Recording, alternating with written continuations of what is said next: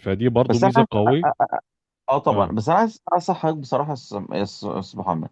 انا بص يا استاذ محمد، انا طبعا انا ما اعرفش اصلا. بص، انا كل تعامله على جو هاي ليفل از ميديا باير، يعني انت فاهم ازاي، اللي هو بعمل عليه فانل، بسيت اب فانل، انت فاهم القصه، اللي هو حلو. طبعا ما دخلتش في البرمجه بتاعته، او يعني ديب قوي اصلا في البرمجه بتاعت جو هاي ليفل.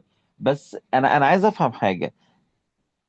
معاك. آه، انا بكلمك بصراحه، يعني هو ليه السعر عالي؟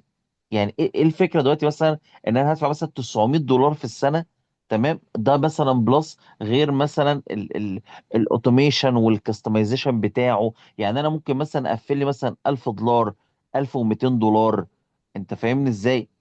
انا بس عايز افهم، انا لازم ابرر السعر ده. اصلا انا هاجي في الاخر الراجل اقول له مثلا ايه، انا هاخد منك مثلا ده. ما اصل خلي بالك، هي الناس دي بتحسبها بالسنه، وهيدفعوا بالسنه عشان تبقى فاهم. يعني هو مش امم. كل اصلا مش كل شهر هيدفع لك $70 عشان تبقى فاهم اصلا. تمام. حلو. هو البيهيفير بتاع الناس دول، الدكاتره ما بيحبوش يوجعوا دماغهم. انت فاهمني ازاي؟ انا حاطط التعاقد اصلا عندي في الايجنسي مثلا بيتعاقدوا ب3 شهور. طب ادفع مثلا ونحسب نتيجه. انت فاهمني ازاي؟ فهو امم. هيدفع بالسنه، لان ده البيهيفير بتاع السوق. يعني كل السي ار امز او الحلول بتاعت السوق بيدفع بالسنه. هي بس الفكره، طب انا مثلا هدفع لي في السنه مثلا 60 70 الف. ما هو بيجي مثلا يسالني تقول لي طب ما في مثلا حلول ب 17 20. طب ما هقول لك على انا حاجه. انا عايز بس افهم ايه الميزه. تعال نحسبها من ناحيه الدكتور، تمام. حلو قوي. خلي الدكتور دلوقتي علشان ينفذ الحاجات اللي انت بتقول اللي انت قلت عليها بالظبط، يعني انا ما عارفش حاجات تانية. انت ميديكولايز قول هيشترك في البقره اللي ب 26. ده لو حد ماشي. شغال طحن، ده فاهمني. 26، ده 26، ده يعني كده عنده 3 برانش. عايز يعني تحسبها عنده 17. 3 فروع. خليها 17. حلو. اه، ما اقول 17. اه. مم. ماشي 17,000. دلوقتي علشان يجيب البوت اللي هيرد، تمام. هيدفع كام في اه. السنة؟ بص يا باشا، هيدفع في السنه. بص، بالظبط. ده يعني ما هو السيت اب ده بيحصل مره واحده. انت فاهمني ازاي؟ هو بيدفع يعني في اول مره $500، والشركه بتفضل معاه بقى ايه على طول، او $300. يعني بتفضل معاه بس البوت بقى تغيير مش عارف ايه، لو مثلا هتغير في البيهيفير بتاع البوت، القصه ديت. انت فاهمني ازاي؟ مم. آه احنا قلنا تقريبا، انت قلت لي جيني دو ب $700. ده في 6 شهور، صح كده؟